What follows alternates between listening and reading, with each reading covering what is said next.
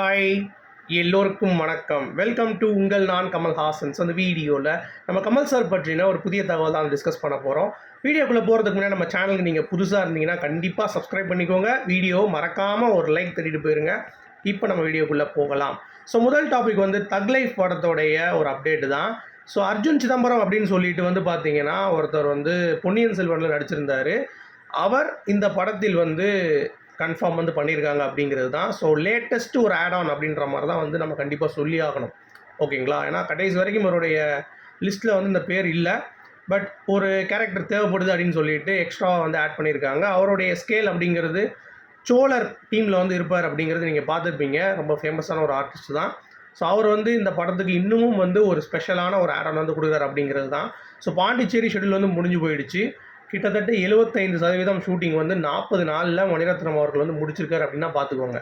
சரியா? அதாவது 60% 40 நாள், மிச்சம் 25% ஒரு 20 நாள். ஸோ மொத்தமாக 60 நாளில் முழு படமும் மேக்ஸிமம் முடிஞ்சிருச்சு அப்படிங்கிறத. இன்னும் 25% தான் பாக்கி. அதுவும் வெளிநாடுகளில் ஷூட் பிளான் பண்ணுறாங்க. ஒன்று பெல்ஜியம், இன்னொன்று யூரோப்பியன் அந்த ஒரு கண்ட்ரீஸில் பிளான் பண்ணுறாங்க அப்படிங்கிறது தான் லேட்டஸ்ட்டாக நமக்கு தக் லைஃப்பில் கிடைத்த ஒரு மிகப்பெரிய ஒரு அப்டேட் அப்படின்னா நம்ம கண்டிப்பாக சொல்லலாம். ஸோ 25% மட்டும்தான் இருக்குது அப்படிங்கிறப்ப ஆர்டிஸ்டோடைய கோஆர்டினேஷன், இந்த படம் இத்தனைக்கும் டிலேயில் தான் போயிட்டுருக்கு. கமல் சாருடைய இந்த அரசியல் ஒரு தேர்தல் பரப்புரை காரணமாக இந்த படம் தள்ளி போகிறதுக்கு நிறைய சான்சஸ் இருந்து தள்ளியும் போச்சு. அப்படி இருந்தும் மணிரத்னம் அவர்கள் பார்த்தீங்கன்னா இந்த வருட இறுதியில் கண்டிப்பாக பார்த்தீங்கன்னா ரிலீஸ் பண்ணிடணும் அப்படின்ற ஒரு உத்வேகத்துடன் ஓடிக்கொண்டிருக்கிறார். அப்படின்ற அந்த உழைப்பு அப்படிங்கிறது நம்மளால் பார்க்க முடியுது. ஸோ ஹேட்ஸ் ஆஃப் மணிரத்னம் அவர்கள் அப்படிங்கிறது தான். ஏன்னா இவ்வளோ பெரிய ஒரு ஸ்டார் கேஸ்ட்டை கண்டிப்பாக கன்சைல் பண்ணி இவ்வளோ தூரம் இழுத்துட்டு வருது அப்படிங்கிறதே மிகப்பெரிய ஒரு விஷயம். அதை ஹேப்பன் பண்ணிகிட்டு இருக்கிற மணிரத்னம் அவர்களுக்கு ஒரு கட்ஸ் இல்லாமல் இல்லை அப்படிங்கிறத நம்ம கண்டிப்பாக சொல்லிடலாம். அது மட்டும் இல்லாமல் KS 237 ஒரு பியூட்டிஃபுல்லான ஒரு அப்டேட் வந்திருக்கு. கமல்ஹாசன் அவர்கள் ஒரு மிகப்பெரிய ஒரு ஆக்ஷன் ஹீரோவாக உருவெடுக்கக்கூடிய ஒரு படமாக இருக்கும் அப்படின்ற மாதிரி அன்பரி சொல்லியிருந்தாங்க. ஸோ இந்த படத்துக்கு ஹீரோயினும் ஒரு பேன் இண்டியன் லெவலில் எடுத்துகிட்டு போனால் நல்லாயிருக்கும். ஹிந்தியில் ஒரு மேஜரான ஒரு ஆர்டிஸ்ட் அப்படின்னு சொல்லி யோசிக்கும் பொழுது தீபிகா படுகோனை அப்ரோச் பண்ணலாம் அப்படின்ற மாதிரி யோசிச்சிருக்காங்களாம். ஸோ அதற்கான ப்ராசஸ் போயிட்டுருக்கு. இப்போ தீபிகா படுகோன் அவர்களும் ஆக்ஷன் கலந்த ஒரு ஃபிலிமோகிராஃபி தான் விரும்பிட்டு இருக்காங்க. அப்படிங்கிறதுனால கண்டிப்பாக இந்த படத்துக்கு ஓகே சொல்வதற்கான வாய்ப்பு இருக்குது. ஸோ இது அவங்க பிளான் பண்ணியிருக்காங்க. பட் நடக்குதா நடக்கலையா அப்படிங்கிறது அவங்கவுங்க கையில் தான் இருக்குது. தீபிகா படுகோனுடைய கையில் தான் இருக்குது அப்படிங்கிறது. ஏன்னா கமல் சாரோடைய ப்ரெசன்ஸ் இருக்கிறதுனால கண்டிப்பாக ஓகே ஆயிரும் அப்படிங்கிற மாதிரி தான் தோணுது. So let's wait for the final result அப்படிங்கிறது தான். அடுத்து கல்கி பொறுத்த வரைக்கும் ஐமேக்ஸ் தேட்டர்ஸுக்கு பயங்கர டிமாண்டுங்க. பயங்கரமான டிமாண்ட். டிக்கெட்ஸ் பார்த்தீங்கன்னா கிடைக்கவே மாட்டேங்குதான். எல்லோரும் சாதாரணமான இதுக்கு தான் கிடைக்கிது. ஐமேக்ஸ் பார்க்கவே முடியல அப்படின்ற மாதிரி சொல்கிறாங்க. அது மட்டும் இல்லாமல் கமல் சார் அந்த என்ட்ரி ஆகிற அந்த கண்ணை தூக்குற அந்த ஒரு ஷாட் பார்த்தீங்கன்னா கல்கி ட்ரெய்லரில் எல்லா தேட்டர்ஸ்லேயும் அதிர வச்சிருச்சு. ஆந்திரா, விசாகப்பட்டினம் எங்கேனாலும் சரி கமல் சாரை காட்டினாலே தேட்டர் பார்த்தீங்கன்னா அப்படியே கத்தி எரப்ட் பண்ணுது அப்படிங்கிறது பார்க்க முடியுது. ஸோ அந்தளவுக்கு கமல் சாருக்கு கல்கியில் ஒரு ரெஸ்பான்ஸ் இருக்குது அப்படிங்கிறது பார்க்க முடியுது. அது மட்டும் இல்லாமல் 1 மில்லியன் புக்கிங் நார்த் அமெரிக்காவில் ப்ரீ சேல்ஸ் பார்த்துக்கோங்க. அந்த அளவுக்கு புக் ஆகிருக்கு அப்படிங்கிறது நம்மளால் பார்க்க முடியுது. இது மிகப்பெரிய ஒரு ஓப்பனிங். சும்மா எல்லா படத்துக்கும் கிடைக்க போகிறது இல்லை. இது ஒரு குறிப்பிட்ட படத்துக்கு தான் கிடைக்கும் அப்படிங்கிறது. அதுவும் தமிழ் ட்ரெய்லர் வந்த பிறகு இதனுடைய சேல்ஸ் அதாவது எல்லா ட்ரெய்லர்ஸும் வந்த பிறகு சேல்ஸ் இன்னும் ராக்கெட் ஹையாக போயிருக்கு அப்படிங்கிறது தான். ஒரு மிகப்பெரிய ஒரு ஹிஸ்ட்ரி இந்த படம் உருவாக்கும் அப்படிங்கிறதுல எந்த ஒரு மாற்று கருத்தும் இல்லை. So waiting for that 27th June இன்னும் கொஞ்ச நாள் தான் இருக்குங்க. வந்துருச்சு. இன்னும் கிட்டத்தட்ட 15 நாளில் படம் ரிலீஸு. ஸோ வேறு லெவல் ஆண்டவர் தரிசனம் அப்படிங்கிறது நம்மளால் பார்க்க முடியுது. ஸோ வெயிட் பண்ணி கண்டிப்பாக ஒரு பயங்கரமான ஒரு எக்ஸ்பீரியன்ஸை நம்ம வித்ஹோல்டு பண்ண போகிறோம் அப்படிங்கிறது எனக்கும் அப்படியே ஒரு கூஸ்பம்ஸ் மொமெண்ட்டாக இருக்குது அப்படிங்கிறது பார்க்க முடியுது. அடுத்து இந்தியன் ரீரிலீஸ் சூப்பரான ஒரு ரெக்கார்டுங்க. கிட்டத்தட்ட 2.5 கோடி ரூபா வசூல் 4-5 நாட்களில் மிரட்டிடுக்காங்க. ஸோ கில்லியோடைய வசூலை பார்த்தீங்கன்னா இன்னும் ஒரு வாரத்தில் அடிச்சு தூக்கிடும் அப்படின்ற மாதிரி சொல்கிறாங்க. ஸோ வேட்டையாடு விளையாடு, கில்லி அந்த வரிசையில் இந்தியனும் பார்த்தீங்கன்னா ரீரிலீஸில் சக்க போடுது அப்படிங்கிறது சொல்கிறாங்க. அது மட்டும் இல்லாமல் புது படத்தையே ஓரங்கட்டி இந்த படத்துக்கு டிக்கெட் புக் பண்ணிட்டு போயிட்டுருக்காங்க. ஏன்னா இந்தியன் அப்படிங்கிறது எப்படி இருக்குது, இந்தியன் 2 எப்படி எடுத்திருக்காங்க அப்படிங்கிறதை தாண்டி இந்தியன் முதல் பாகம் எப்படி ஒர்க் அவுட் ஆகிருக்கும் அப்படிங்கிறது நிறைய பேருக்கு ஒரு க்யூரியாசிட்டி இருந்திருக்கு அப்படிங்கிறது தான். ஸோ அதனாலே கூட்டம் அலைமோதுது அப்படின்ற மாதிரி சொல்கிறாங்க. ஸோ கண்டிப்பாக இந்த படம் ஒரு நல்ல ஒரு ரெக்கார்டு வைக்கும் அப்படின்ற மாதிரி நம்ம வந்து எதிர்பார்க்கலாம் அப்படிங்கிறது நம்மளால் வந்து உணர முடியுது. அது மட்டும் இல்லாமல் நம்ம கல்கியில் வந்து இன்னும் நிறையா ஸ்பெஷல் எலிமெண்ட் வந்து இருக்காங்களாம். கல்கி 2898 ADயில் இப்போ கமலஹாசன் அவர்கள் காமிச்சிட்டாங்க, பிரபாஸு, தீபிகா படுகோன், அமிதாப் பச்சன்லாம் காட்டிட்டாங்க. இன்னும் வந்து துல்கர் சல்மான், ரணா டகுபதி, இந்த மாதிரி ஏகப்பட்ட ஆர்டிஸ்ட் வந்து இருக்காங்க.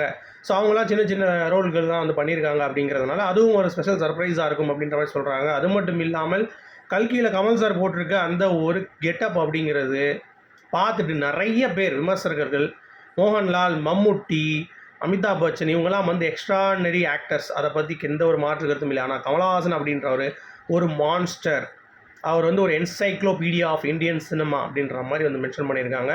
இது உங்களுடைய கருத்துக்கள் என்ன அப்படிங்கிறது சொல்லுங்கள். ஸோ இதை ரொம்ப அழகாக வந்து ரோபோ சங்கர் அவர்கள் சொல்லுவார். இந்த ஒரு விஷயத்தை நான் வந்து வேறு மாதிரி போடுறேன். ரோபோ சங்கர் சொன்னதுலேருந்தே 6லேருந்து கிட்டத்தட்ட 70 வயசு வரைக்கும் நடிக்கும் ஒரே நடிகன் கமலஹாசன் அவர்கள் மட்டும்தான் அந்த உலகத்திலே ஒன்று. அடுத்து 1,00,000 பேர் மீட்டிங் மாநாடு போட்டப்போ கமலஹாசன் அவர்களுக்கு மட்டும்தான். அடுத்து 4 ஃபிலிம் சில்வர் ஜூப்ளி ஒரே வருஷத்தில், இதுவும் கமலஹாசன் அவர்கள் மட்டும்தான் அப்படிங்கிறது தான். இதை ரொம்ப அற்புதமாக சொல்கிற வகையில் நாகர்ஷின் அவர்கள், என்ன கமலஹாசன் அவர்களை காமிச்சிட்டிங்க ட்ரெய்லர் அப்படின்னு கேட்டோடனே, இது வெறும் ஜஸ்ட்டு ரஜினி ஸ்டைலில் சொல்லணுன்னா ட்ரெய்லர் தான்மா, இன்னும் மெயின் பிக்சர் இருக்குல்ல அப்படின்ற மாதிரி அவரும் வந்து தூக்கிட்டு போயிட்டார். யோ என்னையா சொல்கிற அப்படின்னா வேறு லெவலில் இருக்கும் போலையே அப்படின்ற மாதிரி தான் வந்து பார்த்தீங்கன்னா எல்லாம் எதிர்பார்க்குறோம். அடுத்து இந்தியன் ட்ரெய்லரு ரெடி ஆகிடுச்சின்றீங்க, எப்பப்பா ரிலீஸ் பண்ணுவீங்க அப்படின்ற மாதிரி அடுத்து வந்து நிறைய பேர் வந்து கேட்க ஆரம்பிக்கிறாங்க. ஸோ கட்டு ரெடி, சூப்பராக ரெடி ஆகிருக்கு. சீக்கிரம் வந்து ரிலீஸுக்கு வந்து எல்லாம் ப்ராசஸ் படி நடக்குதுங்க. உடனே அப்படி ரிலீஸ் பண்ணுவாங்க. இன்னும் 1 மாத காலம் இருக்குது, 12 ஜூலை அப்படிங்கிறப்ப. ஸோ அப்படி இருக்கிறப்ப இன்னும் கொஞ்சம் அந்த உள்ளே போகிறப்ப தான் வந்து நடக்கும் அப்படிங்கிறது ஆட்டோமேட்டிக்காக வந்து படம் வந்து பிக்கப் ஆயிரும் அப்படிங்கிறதுனால பிரச்சனை இல்லை. அதுக்கு தானே வந்து இந்த படத்தை வந்து ரிலீஸ் பண்ணது இந்தியன், ஒரு ரீலீஸ் பண்ணதுக்கான காரணமே அதுதானே. அடுத்து இன்றைக்கி பிருந்தா மாஸ்டர் அவர்களுடைய பிறந்தநாள். ஸோ கமல் சார் கூட பழைய படங்களிலேருந்து இப்போ வரைக்கும் வந்து ஒர்க் பண்ணியிருக்காங்க. கமல் சாரோடைய இன்புட்ஸ் அப்படிங்கிறது நம்ம ஒன்று கொடுக்கும் பொழுது அவரும் அதை வந்து எடுத்துக்கிட்டு எந்த ஒரு ஈகோ பார்க்காமல் செய்வார். அதுலேயும் வந்து கரெக்ஷன் சொன்னால் கூட வந்து கேட்டுப்பார். அப்புறம் அவரும் வந்து ஏதாவது ஐடியா கொடுத்தா அதை நம்ம நல்லா இருக்குன்னு சொல்லி வச்சுக்கிட்டா கூட அவர் வந்து அதை அக்செப்ட் பண்ணி சரி ஓகே அப்படின்ற மாதிரி, இல்லை வேணாம்னு சொன்னால் கூட அவர் வந்து அக்செப்ட் பண்ணிட்டு போயிடுவார் அப்படின்ற மாதிரியான ஒரு மனநிலை வந்து கமல் சார்ட்ட இருக்குது. அது எந்த ஒரு ஆர்டிஸ்ட்டும் நான் பார்த்ததில்லை அப்படின்ற மாதிரி பிருந்தா மாஸ்டர்னு சொல்லியிருந்தாங்க. ஸோ அவங்களுக்கு இன்றைக்கி பர்த்டே. ஸோ உங்கள் நான் கமலஹாசன் சார்பாக நம்ம பிருந்தா மாஸ்டர் அவர்களுக்கு வந்து ஒரு பிறந்தநாள் வாழ்த்துக்கள் அப்படிங்கிறத கண்டிப்பாக வந்து சொல்லிக்கலாம். அடுத்து ரசூல் பூக்குட்டி அவர்கள் சவுண்ட் டிசைன் பண்ணுவார்ல, அவர் வந்து பார்த்தீங்கன்னா கமல் சார் வைத்து யோசிக்கும் பொழுது லைவ் சினிமாங்கிறத நான் வந்து பண்ண யோசித்தேன். இந்த இந்தியன் சினிமாவில் எவனும் பண்ண முடியாது, அது கமலஹாசன் மட்டும்தான் முடியும் அப்படின்ற மாதிரி முதலே சொன்னார். அது முன்னாடியே அவர் வந்து பண்ணிட்டார்ல, விரும்மாண்டி லைவாக அப்படியே ஒரு டப்பிங் அப்படிங்கிறது அவருடைய ஆசையானது. அது கமல் சார் மூலமாக வந்து நடந்துருச்சு. பட் எனக்கு அவர் கூட ஒர்க் பண்ணணும் அப்படின்ற ஒரு ஆசை இருக்குது அப்படின்ற மாதிரி வந்து பார்த்தீங்கன்னா சொல்லியிருந்தார். அது ஏதோ ஒரு படத்திலோட ஒர்க் பண்ணியிருந்தான்னு நினைக்கிறேன் கமல் சார் கூட, எனக்கு கரெக்டாக தெரில. விஸ்வரூபமில் வந்து அவர் தான் பண்ணியிருப்பார்னு நினைக்கிறேன். அந்த ஸ்பெஷல் சவுண்ட் வந்து அவர் தான் அப்படிங்கிறது நினைக்கிறேன். ஸோ தெரில எனக்கு, பட் இன்னும் ஒர்க் பண்ணலையான்னு தெரில. பட் அவர் சொன்னார் இந்த மாதிரி கமலஹாசன் அவர்கள் மட்டும்தான் அந்த இது பண்ண முடியும் அப்படின்ற மாதிரி வந்து மென்ஷன் பண்ணியிருந்தார். அது ரொம்ப அற்புதமாக இருந்தது. அப்புறம் திருமாவளவன் அவர்கள் மற்றும் காங்கிரஸ் எம்பி மிஸ்டர் சசிகாந்த் செந்தில் அவர்களும் வந்து பார்த்திங்கன்னா கமல் சார் அவர்களை மீட் பண்ணி க்ரீட் பண்ணி சும்மா வேறு லெவலில் அவருக்கான ஒரு மரியாதையை செலுத்தி கொண்டு போனார்கள் அப்படிங்கிறது தான். ஏன்னா தேர்தல் பரப்புரை வந்து பயங்கரமாக பண்ணார்ல, அதனால் அவருக்கு ஒரு நன்றி அப்படிங்கிறது.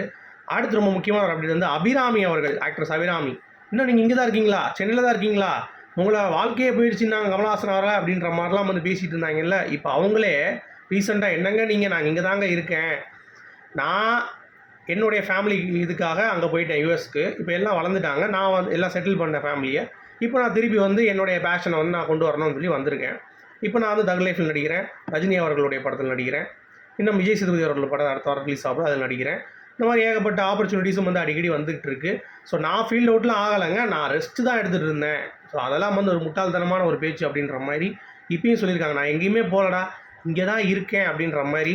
ஸோ வேறு லெவல் அபிராமி அப்படிங்கிறது தான். ஒரு ஹேட்டர்ஸ் வந்து தரமான செருப்படி கொடுத்துருக்காங்க அப்படிங்கிறத சொல்லிட்டு இந்த வீடியோ நான் பிடிக்கிறேன். உங்களுடைய கருத்துக்கு சொல்லுங்கள். மீண்டும் சந்திப்போம்.